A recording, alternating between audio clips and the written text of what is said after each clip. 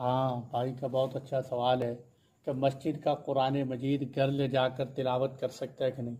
دیکھو بھائی، جو قرآن کریم مسجد کے لیے وقف ہو جائے، یا جو چیز بھی صفحے قرآن مجید یا جو چیز بھی مسجد کے لیے وقف ہو جائے، اس کو مسجد کی حدود سے باہر لے جانا درست نہیں۔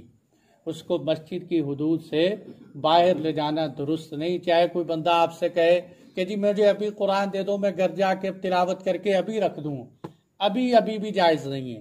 قرآن کی جو مسجد کے لیے وقف ہو گیا، اس کو صرف مسجد کی حدود میں استعمال کر سکتے ہیں۔ مسجد سے باہر اس کو لے جانا یا خریداری کرنا یہ بھی نہیں کر سکتے کہ جی چلو میں قرآن لے جاتا ہوں، اتنے پیسے میں مسجد میں ڈال دیتا ہوں۔